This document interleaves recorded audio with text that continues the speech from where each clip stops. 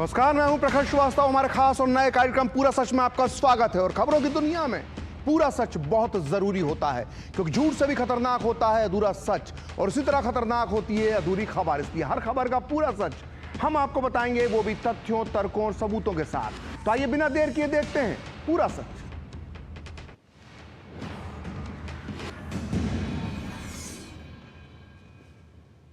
कहते हैं कि इतिहास कभी पीछा नहीं छोड़ता, और जब इतिहास में बेतहाशा गलतियां की गई हों तो इतिहास वर्तमान में और भी ज्यादा क्रूर हो जाता है और आईना बनकर सामने खड़ा हो जाता है।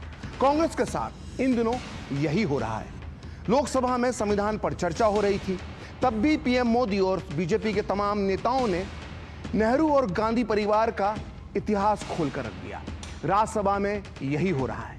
कांग्रेस इतिहास के इस प्रहार से उबर पाती इससे पहले ही कांग्रेस इतिहास के चक्रव्यूह में एक बार फिर से उलझ गई। सोनिया गांधी पर यह संगीन आरोप लगा है कि नेहरू गांधी परिवार का सच्चा इतिहास सामने न आए, इसलिए उन्होंने प्रधानमंत्री संग्रहालय से भारत के पहले प्रधानमंत्री जवाहरलाल नेहरू से जुड़े महत्वपूर्ण दस्तावेज अपने पास रख लिए। नेहरू से जुड़े दस्तावेज 51 बक्सों में रखे हुए हैं। सोचिए, एक दो नहीं, 51 बक्से। अब सोनिया और राहुल गांधी से 51 बक्से वापस मांगे जा रहे हैं। आज पूरा सच में हम पड़ताल करेंगे कि आखिर इन 51 बक्सों में ऐसा क्या है जिसे गांधी परिवार देश से छुपाना चाहता है। क्या सोनिया और राहुल गांधी के डर की वजह इन बक्सों में रखे नेहरू के वो पत्र हैं जो उन्होंने लेडी माउंटबेटन को लिखे थे। आज पूरा देश ये पूरा सच जानना चाहता है कि आखिर कौन सा राज छुपा है नेहरू और लेडी माउंटबेटन के पत्रों में। आज पूरा सच में हम आपको लेडी माउंटबेटन को लिखे नेहरू के कुछ ऐसे पत्र तथ्यों, तर्कों और सबूतों के साथ बताएंगे जिसे पढ़ने के बाद कहीं ना कहीं ये साफ हो जाएगा कि 51 बक्सों में रखे हुए पत्र भी बहुत से राज समेटे हुए हैं। तो बिना देर किए सामने लाते हैं पूरा सच पूरे विस्तार के साथ। तो देश के पहले प्रधानमंत्री पंडित जवाहरलाल नेहरू से संबंधित महत्वपूर्ण पत्रों को लौटाने के लिए पूर्व कांग्रेस अध्यक्ष सोनिया गांधी के बाद अब लोकसभा में नेता प्रतिपक्ष राहुल गांधी को पत्र लिखा गया है। पत्रों को वापस करने की ये मांग प्रधानमंत्री संग्रहालय और पुस्तकालय सोसाइटी के सदस्य और जाने माने इतिहासकार और लेखक रिजवान कादरी ने की है। प्रधानमंत्री संग्रहालय की तरफ से लिखे पत्र में कहा गया है कि पंडित नेहरू से संबंधित रिकॉर्ड वाले 51 बक्से भारतीय इतिहास के महत्वपूर्ण कालखंड के बारे में अमूल्य जानकारियां प्रदान करते हैं। इसलिए या तो सभी लेटर वापस किए जाएं या फिर इन्हें स्कैन करने या डिजिटल रूप में उपलब्ध कराने की अनुमति दी जाए, ताकि आधुनिक भारत के इतिहास का पूरा अध्ययन किया जाए।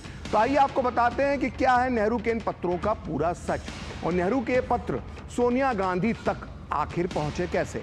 तो रिजवान कादरी जिन 51 बक्सों की बात कर रहे हैं उनमें पंडित नेहरू के वे लेटर हैं जो उन्होंने Edwina Mountbatten, Albert Einstein, Jayaprakash Narayan, Padmaja Naidu, Vijay Lakshmi Pandit, Aruna Asaf Ali, Babu Jagjivan Ram और गोविंद वल्लभ पंत समेत कई दिग्गज हस्तियों को लिखे थे। बहुत महत्वपूर्ण पत्र हैं। आपको बता दें कि एडविना माउंटबेटन भारत के अंतिम वायसराय लॉर्ड माउंटबेटन की पत्नी थी, और पंडित नेहरू के निजी पत्र बेहद महत्वपूर्ण माने जाते हैं। पहले ये पत्र जवाहरलाल नेहरू मेमोरियल के पास थे, जिन्हें साल 1971 में Nehru memorial museum and library को दिया गया था। अब इसी नेहरू मेमोरियल म्यूजियम और लाइब्रेरी को प्रधानमंत्री संग्रहालय और लाइब्रेरी के रूप में जाना जाता है। इसका नाम बदल दिया गया है। दरअसल देश के पहले प्रधानमंत्री पंडित जवाहरलाल नेहरू 3 मूर्ति भवन दिल्ली में रहते थे, और उनके निधन के बाद 3 मूर्ति भवन को नेहरू मेमोरियल बना दिया गया था, जो आज प्रधानमंत्री स्मारक संग्रहालय और लाइब्रेरी बन चुका है। इस स्मारक में पुस्तकें और दुर्लभ अभिलेखों का समृद्ध संग्रह। रिजवान कादरी का कहना है कि 2008 में जब यूपीए की सरकार थी, इस दौरान परिवार की प्रतिनिधि के तौर पर सोनिया गांधी ने ये लेटर वापस मंगवाए थे, और 51 बक्सों में भरकर पंडित नेहरू के लेटर सोनिया गांधी के पास पहुंचाए गए थे। हालांकि एक बार जो डोनेट किया गया सामान होता है वो वापस नहीं लिया जाता, फिर भी इन पत्रों को वापस ले लिया गया था। अब उन्हीं पत्रों को वापस पाने के लिए गांधी परिवार से अनुरोध किया जा रहा है। रिजवान कादरी लंबे समय से इस मुद्दे पर मुखर रहे हैं। उन्होंने इसी साल 9 सितंबर को पहले सोनिया गांधी को भी पत्र लिखा था कि लेटर वापस कर दें, 51 बक्से वापस कर दें, लेकिन जब कोई जवाब नहीं आया तो अब उन्होंने नेता प्रतिपक्ष राहुल गांधी को 10 दिसंबर को ताज़ा पत्र लिखा है और इन पत्रों को वापस करने की मांग की है। हालांकि नेहरू के इन पत्रों को वापस लेने के पीछे या अपने घर में रखने के पीछे या अपने आसपास रखने के पीछे सोनिया गांधी की क्या मंशा थी, ये म्यूजियम को तब भी नहीं बताया गया था। ऐसे में कई सवाल भी हैं जो पूछे जा रहे हैं कि जब 2010 में इन दस्तावेजों को डिजिटल करने का फैसला किया गया था तो सोनिया गांधी ने डिजिटलीकरण के ठीक पहले इन पत्रों को क्यों अपने पास रख लिया। लोग जानना चाहते हैं कि नेहरू जी ने एडविना माउंटबेटन को क्या लिखा था और इन पत्रों में ऐसा क्या है जो गांधी परिवार देश को नहीं बताना चाहता है। सवाल ये भी है, क्या लोकसभा के नेता प्रतिपक्ष राहुल गांधी देश को इन पत्रों को लौटाने के लिए सोनिया गांधी से बात करेंगे? हम बताएंगे इससे जुड़े हर तथ्य का पूरा सच, लेकिन पहले सुनिए इस मामले को उठाने वाले रिजवान कादरी ने क्या कहा। मैंने सितंबर 2024 को श्रीमती सोनिया गांधी जी को एक पत्र लिखकर रिक्वेस्ट किया था कि आपके द्वारा प्रधानमंत्री संग्रहालय यानी कि पहले जो नेहरू मेमोरियल म्यूजियम लाइब्रेरी हुआ करता था, वहाँ से जो नेहरू कलेक्शंस में से करीबन 8 अलग अलग सेक्शंस के 51 कार्टून आपने विड्रॉ किए हैं, वो या तो संस्था को वापस लौटाए जाए या हमें उसे देखने की, स्कैन करने की परमिशन दी जाए या उसका कॉपी आपके द्वारा स्कैन कॉपी हमें उपलब्ध कराया जाए, जिससे हम उसका अध्ययन कर सके, संशोधन कर सके। उसके अंदर महत्वपूर्ण है पंडित जवाहरलाल नेहरू, लेडी माउंटबेटन के बीच का पत्र व्यवहार, पंडित गोविंद वल्लभ पंत का पत्र व्यवहार है, जयप्रकाश नारायण का पत्र व्यवहार है और अलग अलग बहुत ही महत्वपूर्ण भारतीय इतिहास से जुड़े हुए पत्र उसमें देखने को मिलते हैं। उसमें ऐसी कोई चीज़ें होगी, कोई भी ऑब्जेक्शनेबल चीज़ होगी, क्योंकि वैचारिक मतभेद होते हैंगे, मगर उसके अंदर क्या ऐसा था कि उनको विड्रॉ करना पड़ा। दूसरा बहुत सारा कलेक्शन आज भी उपलब्ध है। तो सोनिया और राहुल गांधी को पत्र लिखकर नेहरू से जुड़े दस्तावेज मांगने वाले रिजवान कादरी का कहना है कि इन दस्तावेजों में जरूर कोई ऐसी कोई चीज होगी। इसी वजह से 2008 में सोनिया गांधी के कहने पर 1-2 नहीं बल्कि 51 बक्से ले जाए गए। अब बड़ा सवाल यह है कि इन नेहरू से जुड़े इन 51 बक्सों में ऐसा क्या है जिसे सोनिया और राहुल दुनिया से छुपाना चाहते हैं। दरअसल इन बक्सों में सबसे विवादित जो दस्तावेज हो सकते हैं वो है लेडी एडविना माउंटबेटन और नेहरू के एक दूसरे को लिखे गए लेटर्स। वैसे इन दोनों के लिखे गए कई लेटर्स, कई पत्र दुनिया के सामने हैं और जिन्हें लेकर विवाद भी होता रहा है। दरअसल नेहरू के जीते जी ही उनके और एडविना के रिश्तों पर खूब बात होती थी और आज के दौर में भी भारत ही नहीं बल्कि ब्रिटेन में भी नेहरू और लेडी माउंटबेटन के संबंधों पर न केवल चर्चा होती है बल्कि दोनों के रिश्तों पर कई किताबें भी लिखी गई हैं। आज पूरा सच में हम दोनों के किसी व्यक्तिगत रिश्ते की बात नहीं करेंगे, लेकिन आपको सिलसिलेवार तरीके से तथ्यों, तर्कों और सबूतों के साथ ये पूरा सच जरूर बताएंगे कि लेडी एडविना माउंटबेटन का नेहरू पर कितना प्रभाव था और इस प्रभाव का असर भारत की राजनीति पर भी पड़ता था। कहा जाता है कि लेडी माउंटबेटन नेहरू पर अपने इसी प्रभाव का कई बार इस्तेमाल करती थी और इसी प्रभाव से उन्होंने नेहरू को भारत के बंटवारे पर सहमत करवा लिया था। और इतनी बड़ी बात मैं अपने मन से नहीं कह रहा हूं, नेहरू पर यह आरोप लगाया है उनके परम प्रिय मित्र और बेहद करीबी सहयोगी मौलाना अबुल कलाम आजाद ने अपनी पुस्तक इंडिया विंस फ्रीडम, जिसका हिंदी अनुवाद आजादी की कहानी इस वक्त मेरे हाथ में। लेडी माउंटबेटन ने नेहरू को भारत के बंटवारे यानी पार्टीशन यानी विभाजन के बारे में कैसे तैयार किया, इसका जिक्र करते हुए अपनी मशहूर किताब इंडिया मीन्स फ्रीडम के पेज नंबर 177 पर मौलाना आजाद जो लिखते हैं उसे ध्यान से सुनिए। मौलाना आजाद लिखते हैं कि पहले तो विभाजन के लिए जवाहरलाल नेहरू बिल्कुल सहमत नहीं थे, लेकिन लॉर्ड माउंटबेटन लगातार उन्हें अपनी बात समझाते रहे और धीरे धीरे जवाहरलाल का विरोध भी कम होता गया। लॉर्ड माउंटबेटन के हिंदुस्तान में आने के 1 महीने के अंदर ही जवाहरलाल, जो कभी विभाजन के पक्के विरोधी थे, उनकी इसे लेकर मौन सहमति हो गई। मौलाना आज़ाद आगे लिखते हैं कि मैं हमेशा सोचता हूं कि लॉर्ड माउंटबेटन ने जवाहरलाल को कैसे जीत लिया। जवाहर सिद्धांतों वाले व्यक्ति हैं, लेकिन वो जोशीले भी हैं और जल्दी ही लोगों के निजी प्रभाव में आ जाते हैं। मौलाना आज़ाद आगे लिखते हैं कि मुझे लगता है कि जवाहर के अंदर जो परिवर्तन आया है उसके लिए लेडी माउंटबेटन जिम्मेदार हैं, जिनके व्यक्तित्व ने जवाहर को प्रभावित किया है। लेडी माउंटबेटन ज़्यादा चतुर तो नहीं है, लेकिन उनका व्यवहार बहुत ही आकर्षक और मित्रतापूर्ण है। वो अपने पति माउंटबेटन की हमेशा तारीफ करती थी और उनके विचारों को उन लोगों को समझाती थी जो पहले उनके पति से सहमत नहीं होते थे। ये बात लिखी है मौलाना आज़ाद ने नेहरू और लेडी माउंटबेटन के बारे में। तो वैसे तो नेहरू और लेडी माउंटबेटन के संबंधों के बारे में बहुत कुछ लिखा गया है, लेकिन यहां सवाल किसी के पर्सनल रिलेशन का नहीं है।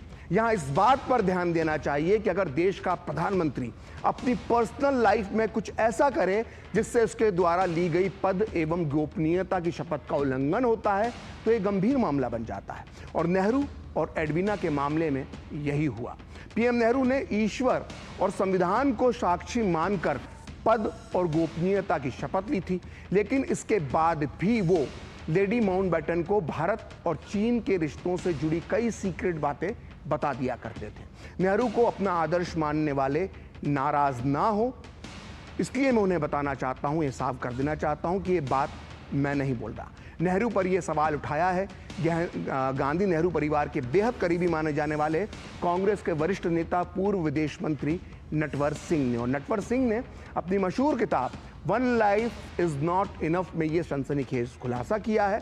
और इस किताब का हिंदी अनुवाद एक ही जिंदगी काफी नहीं इस वक्त मेरे हाथ में है। और इस किताब में नटवर सिंह ने लिखा है कि नेहरू ने 1954 में अपनी महत्वपूर्ण चीन यात्रा के राज चीन से लौटते ही लेडी माउंटबेटन को बता दिए थे। इस किताब के पेज नंबर 100 पर पूर्व विदेश मंत्री नटवर सिंह लिखते हैं कि चीन से लौटने के बाद पंडित नेहरू कलकत्ता में ठहरे।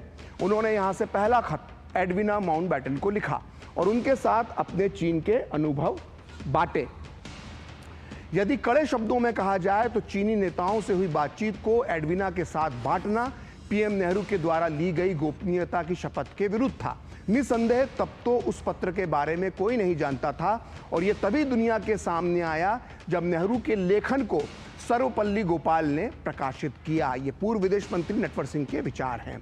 तो सुना आपने, भारत के पूर्व विदेश मंत्री नटवर सिंह कह रहे हैं कि नेहरू ने चीनी नेताओं के साथ हुई अपनी मुलाकात के राज लेडी माउंटबेटन को बताकर इस देश के साथ ली गई गोपनीयता की शपथ को तोड़ा था। दरअसल 2 नवंबर 1954 को जो पत्र नेहरू ने लेडी माउंटबेटन को लिखा था, जो आप इस वक्त अपनी स्क्रीन पर देख सकते हैं, उसमें उन्होंने चीन को लेकर अपनी पूरी सोच को सामने रख दिया था। और इस लंबे पत्र में उन्होंने अपनी चीन यात्रा का पूरा वर्णन लेडी माउंटबेटन से किया था। वो कहाँ गए, किससे मिले, उन्हें क्या अच्छा लगा, क्या बुरा लगा, सब कुछ नेहरू ने इस लेटर में लेडी माउंटबेटन को लिख दिया था। और यहाँ तक कि नेहरू ने इस पत्र में चीनी नेताओं से मुलाकात का जिक्र करते हुए उनके बारे में अपनी सोच का इजहार भी किया था। नेहरू अगर अपने किसी गैर राजनीतिक मित्र के साथ चीन के नेताओं के बारे में सीक्रेट इंफॉर्मेशन शेयर करते तब भी ठीक था, लेकिन लेडी माउंटबेटन गैर राजनीतिक नहीं थी। हो सकता है कि वर्तमान में जिन 51 बक्सों का जिक्र हो रहा है उसमें इसी तरह के पत्र हो सकते हैं और शायद यही वजह है कि नेहरू और लेडी माउंटबेटन के पत्रों को लगातार छुपाने की कोशिश हो रही है।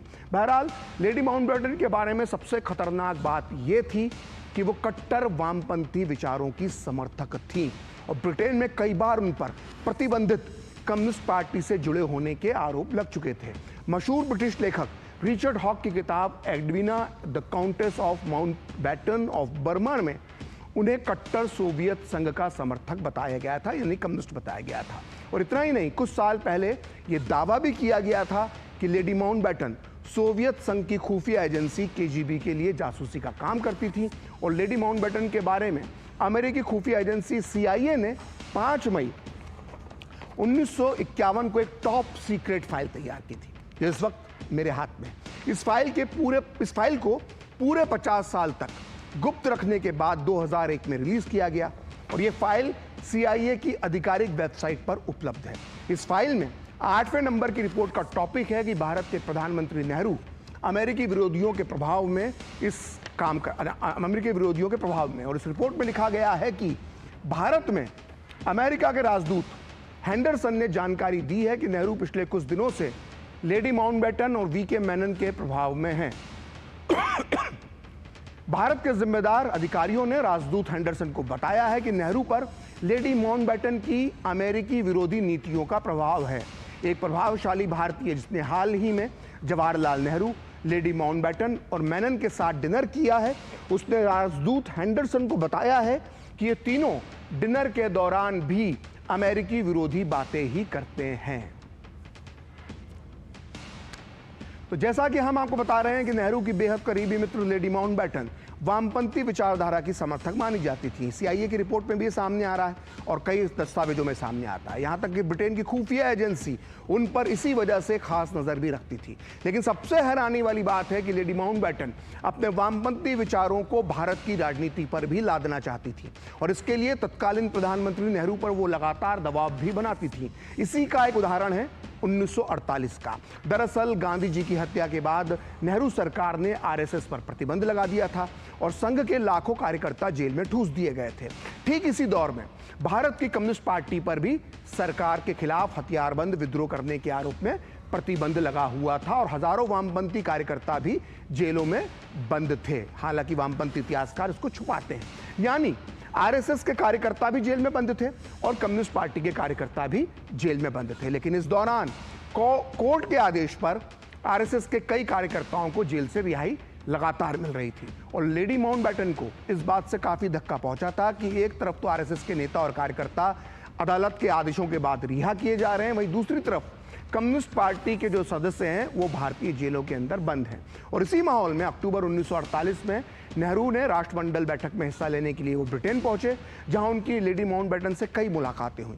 इन्हीं मुलाकातों में लेडी माउंटबेटन ने भारतीय जेलों में बंद कम्युनिस्टों के लिए चिंता जताई और लेडी माउंटबेटन की इस चिंता ने नेहरू को भी काफी आहत किया। अपनी इसी मनोदशा में नेहरू ने 27 अक्टूबर 1948 को पेरिस से सरदार पटेल को एक पत्र लिखा और ये पत्र प्रकाशित हुआ है selected works of Jawaharlal Nehru की सीरीज 2 के वॉल्यूम 8 के पेज नंबर 284 पर। इस पत्र में नेहरू सरदार पटेल को लिखते हैं कि ब्रिटेन के लोगों का साफ मानना है कि आरएसएस के लोग फासिस्ट और सांप्रदायिक सोच के हैं।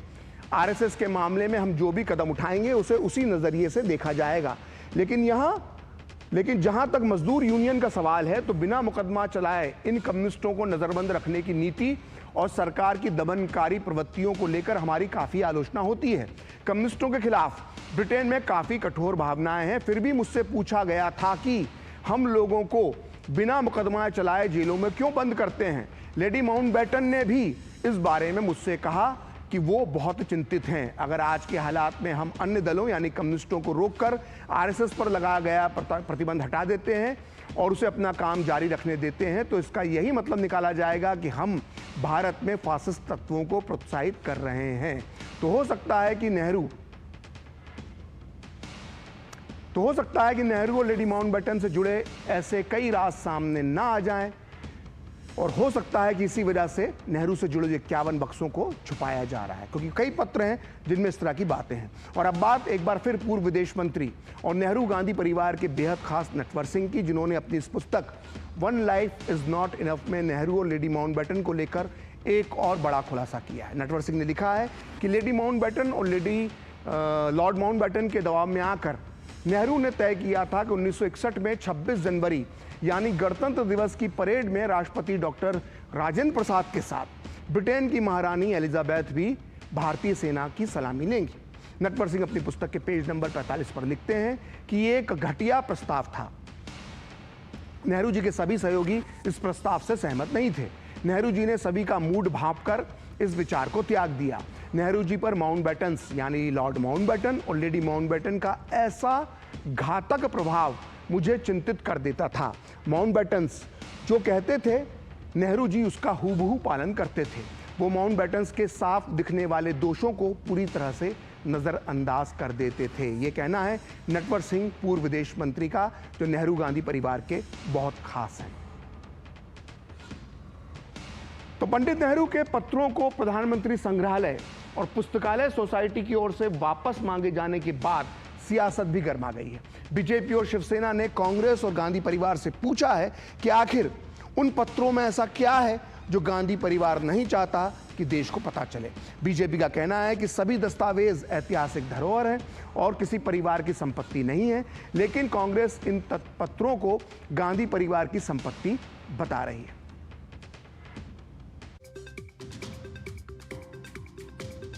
ये ऐतिहासिक दस्तावेज है, किस प्रकार का करस्पॉन्डेंस हुआ, यह देश को जानने का अधिकार है और यह निजी प्रॉपर्टी नहीं है। This is not personal property.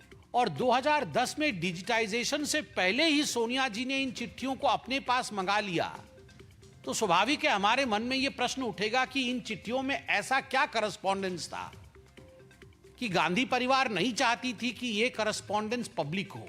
देश के इस ऐतिहासिक धरोहर को तुरंत सोनिया जी वापस करे और इसकी जांच भी होनी चाहिए, जो आज हमने पार्लियामेंट में भी रखा है कि आखिर कितनी चिट्ठियां गई थी, उतनी ही चिट्ठियां वापस आई कि नहीं आई, और नहीं आई तो उसमें ऐसा क्या लिखा था कि वो नहीं आई।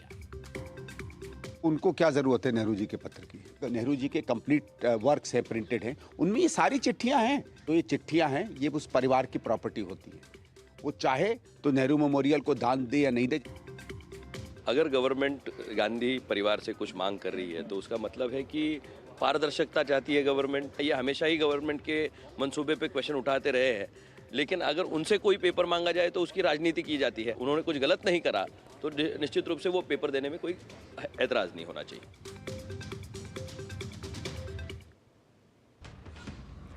पूरा सच में वक्त है एक ब्रेक का, और ब्रेक के बाद बताएंगे कि प्रियंका गांधी ने आखिर कंधे पर क्यों लटकाया फिलिस्तीन लिखा बैग।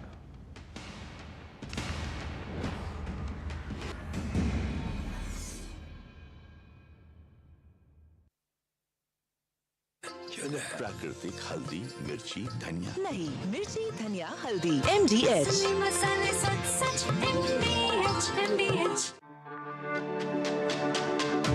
मेरी पसंद, मेरी पसंद, मेरी पसंद, मेरी पसंद, हमारी पसंद, हम सबकी पसंद। मजबूत देश का मजबूत सरिया Mongia steel. Muthoot finance gold overdraft, ब्याज सिर्फ उतने ही दिन का भरिए जितने दिन पैसे इस्तेमाल कीजिए। आज ही कॉल कीजिए 1-800-313-1212।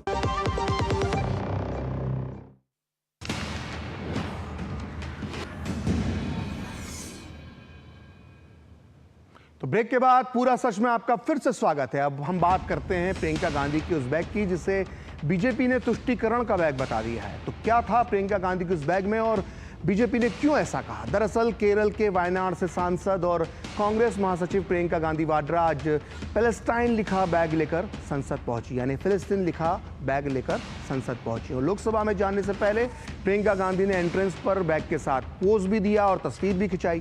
प्रियंका गांधी के हाथ में यह बैग तब भी मौजूद था जब कांग्रेस के सांसद सदन के बाहर संसद भवन परिसर में प्रदर्शन कर रहे थे। प्रियंका के बैग पर फिलिस्तीन के कई प्रतीक चिन्ह ऐसे बने हुए थे जो उनकी पहचान और इजराइल के लिए विरोध को दर्शाते हैं, ऐसे प्रतीक चिन्ह बने हुए थे। प्रियंका गांधी की बैग साथ में लाई थी, उसमें तरबूज, जैतून की शाखा, फिलिस्तीन की कढ़ाई, शांति का प्रतीक कबूतर बना हुआ था।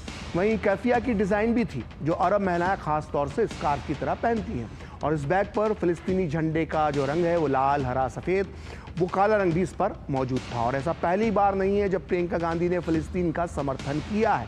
इजराइल के हमले के दौरान भी वो लगातार ट्वीट करके फिलिस्तीनियों के लिए अपनी संवेदनाएं प्रकट करती रही हैं। और हाल ही में प्रियंका ने नई दिल्ली में फिलिस्तीनी दूतावास के प्रभारी अबू जाजर से मुलाकात की थी। तो आखिर क्या है प्रियंका के फिलिस्तीन प्रेम का पीछे का पूरा सच, ये हम आपको बताएंगे। लेकिन पहले आप सुनिए कि जब प्रियंका गांधी ने इस बैग को लेकर बीजेपी की आलोचना के बारे में उनसे सवाल पूछा गया तो प्रियंका ने क्या जवाब दिया। I've said many times what my beliefs are regarding this, and if you look at my Twitter handle, all my comments are over there. They say that they the parliamentarians can't carry this. Who's going to decide what clothes I wear now? Who's going to decide that? That's typical patriarchy, that you decide what clothes women wear also. Okay, ma'am. I don't subscribe to that. I will wear what I want. तो सुना आपने, प्रियंका गांधी कह रही हैं कि वो इस बारे में कई बार बता चुकी हैं कि उनके विचार क्या हैं, लेकिन संसद में फिलिस्तीन के समर्थन में बैग लेकर चलना पितृसत्ता से लड़ना है। उनका यह जवाब समझ से परे है। बीजेपी का कहना है कि प्रियंका गांधी के बैग पर फिलिस्तीन लिखा होना महज संयोग नहीं है, बल्कि ये उनका मुस्लिम वोटों के लिए ध्रुवीकरण का एक नाकाम कोशिश है। वहीं कांग्रेस और सीपीएम ने प्रियंका गांधी के इस कदम का समर्थन किया है। आप भी सुनिए इस पर बीजेपी, कांग्रेस और वामपंथी दलों का क्या क्या कहना है।